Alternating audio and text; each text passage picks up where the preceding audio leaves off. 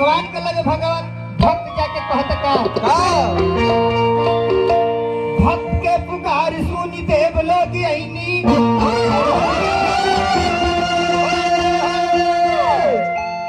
और काहे नयनी प्रभु हमके बता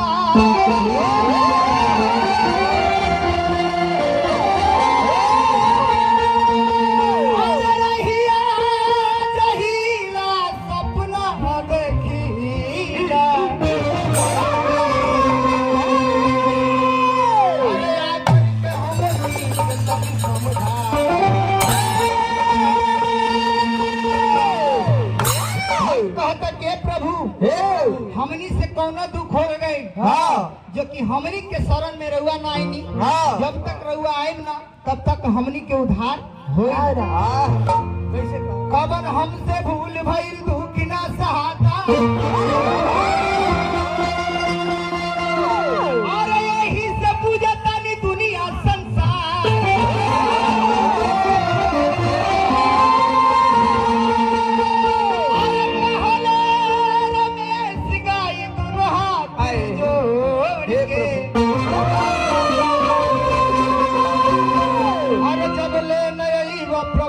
जाबू था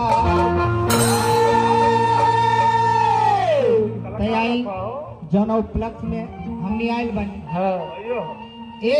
एगो गाना गाम खाली नहीं रुकनो कर बाद भाई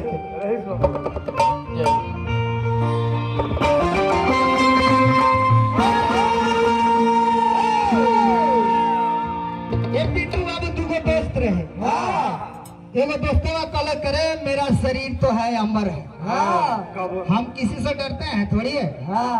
मार के गिरा देंगे ढेर के लेकिन एगो दोस्तवा कहलक का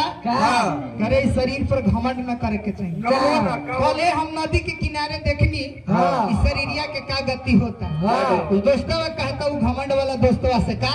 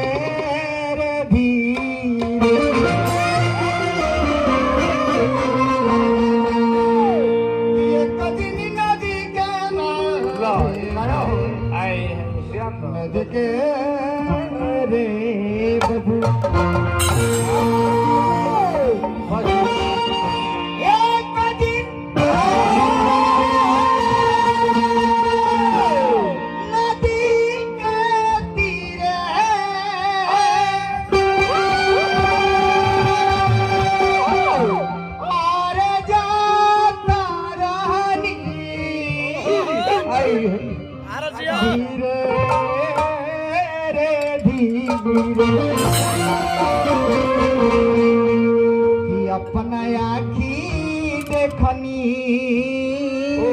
का देखनी का लड़का कहता कि हम अपना आँख से देखनी का कि सुंदर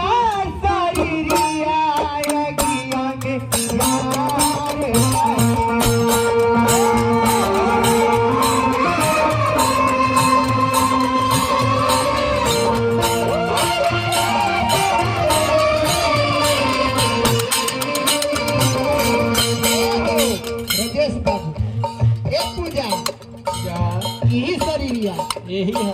लड़का कहता का अपना आखी देखनी